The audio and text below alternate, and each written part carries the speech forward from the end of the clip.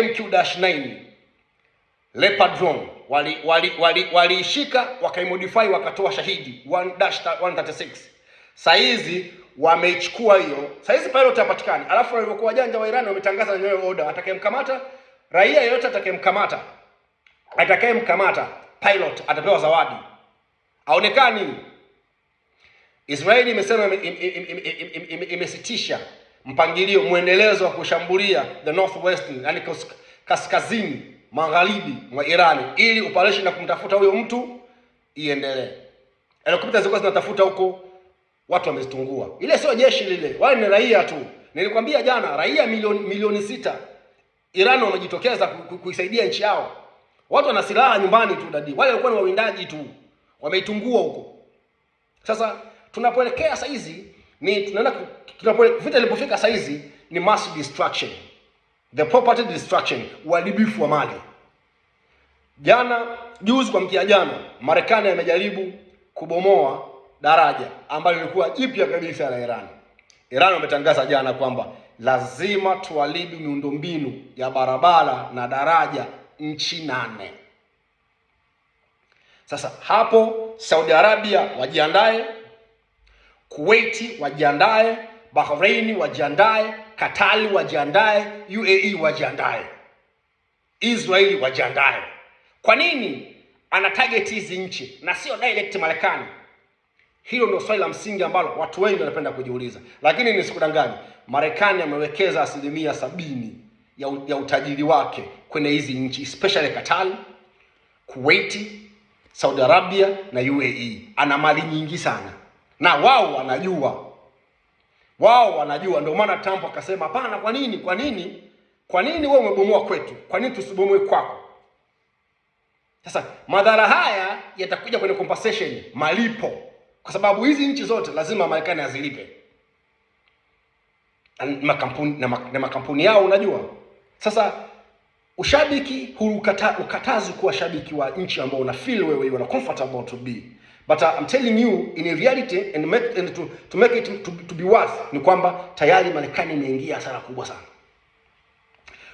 Umesikia budget ya jeshi mpaka mwaka kesho itakuwa imefika 1.5 trillion. Hiyo ni budget ya jeshi peke yake. Kutoka kwenye bilioni 895 iende kwenye 1.5 trillion. Hiyo ni GDP ya nchi. Afrika tujafika huko bado tuko kwenye bilioni 400 hapa, sijui bilioni 500 ya Egypt, sijui na Nigeria hapo. Bado. Sasa madhara lazima ya vita yaendelee hivyo. Na nchi kubwa umeona tayari Ufaransa imesema ni kweli regime inapasha kufanyika kwa Iran kwa sababu ile serikali yao ni mbaya, lakini sio kutumia silaha wala mabomu. Tungeenda kwenye peacemaker kwenye meza tukajadili na mambo mengine yakaendelea. Jana meli yao imepita ya Ufaransa. Bule, kakudanganya nani? Kule hakuna bule dadi. Kule hakuna bule. Na serikali ya Iran imetoa wito kwa nchi za Ulaya zote, mnakaribishwa kwenye meza ya mazungumzo kuhusu mfereji wa Hormuz. Kuhusu melizoni kupita, wala haina shida. Watu wameingia kwenye mfumo. Wameona vita, hapana. Kama Muirani anaweza kuwa na mabomu ya kilomita 400. Basi. Nakumbuka mita 400 kutoka Teherani kwenda Paris ni kilomita 3000. Kutoka pale kwenda Berlin 3000 kama na 200 hivi. Kuja Rome Italy 3000 kama na kitu hivi. Kutoka pale paka London, kutoka Teherani paka London ni kilomita kama 4200. Sasa kama walifikisha kwenye 4200 watashindwa? Wanajua hata wale jamaa wanaweza kufikisha popote pale. Ndio maana umeona sasa hizi nchi zote zimeamua kuwa wapole. Hakuna mtu aliyotegemea. Hapana, sisi washabiki wao viongozi wa hizi nchi kubwa hawakutegemea kabisa kama Muirani anaweza akaisababishia Israeli na Marekani hasara ya mabilioni mpaka sasa. Leo ni tarehe 4. Ni hasara kubwa sana. Sasa nini context? Nchi lazima zijiandae. Mkiendelea tu, niliwaambia madhara itaenda direct kwenye hizi nchi maskini. Yaani kwenye nchi zetu sisi za Kiafrika hatuwezi kupigana vita uongo. Sijui hakuna tuna jeshi namba 5 na uongo. Sisi bado tunategemea mifumo ya vita ya zamani sana. Hiyo ground invasion ni mfumo wa zamani. Mfumo wa vita wa ardhini ni mfumo wa zamani sana. Ni mfumo wa zamani sana. Yaani ni mfumo ambao ukiingia kwenye vita utagongwa tu. Nchi nzima saizi 54 nchi za Kiafrika zote, nchi ambayo ina mfumo mzuri ya ulinzi wa anga ni Egypt peke yake. Kidogo na South Africa ndio wameanza.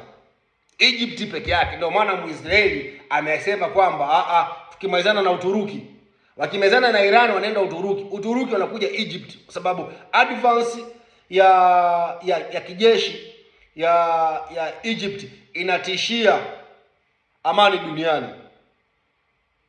Na ndio Egypt ameanza sasa hizi. Hizi nchi zingine hizi chukuliwa kama madulo tu. Huwezi kutegemea vita, huwezi kushinda vita kwa kutegemea msaada, utapigwa. Hii matanki hii masijui mavifaru hii ndio mnategemea vita. Vita ni fedha. Bilioni 2 kwa siku Marekani anatumia.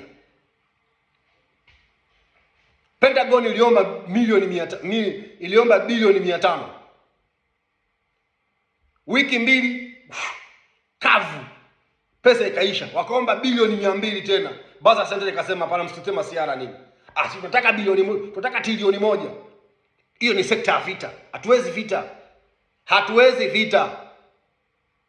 Nchi za Afrika hatuwezi vita, tusijidanganye. Komando bado anazuia pikipiki kwa meno. Hiyo vita utashinda wapi? Mwirani amekaa kwake tu anatuma suicide drone kilomita 2000. Kilomita 2500 ndio inaenda. Kilomita 2500 ndio inaenda kwa spidi ya 185 kwa saa. Alafu wewe uko na retain, uko na kifaru. Bro, tuache mchezo, sisi tujiandae. Bado, yani sisi kivita bado sana. Tunahitaji miaka zaidi ya 50, 100 hapa kujiandaa Irani ilipofika. Yaani Irani ilipofika na nchi zetu za Kiafrika kuna gap ya miaka 50 mpaka 100. Bado sana. Irani wamejiwekeza kwenye elimu ya kisasa. Elimu yetu haiendani yaani elimu zetu haziendani na utaratibu wa mfumo wa dunia ya sasa. Bado tunasoma elimu ya zamani sana. Bado tunasoma mifumo ya elimu ya zamani. Irani wamejiwekeza miaka 20 kwenye elimu ya kisasa, kwa sababu wameshaona kwamba tunapoelekea sasa hizi ni kubaya. Sisi bado tunadili na mbegu. Tunadili na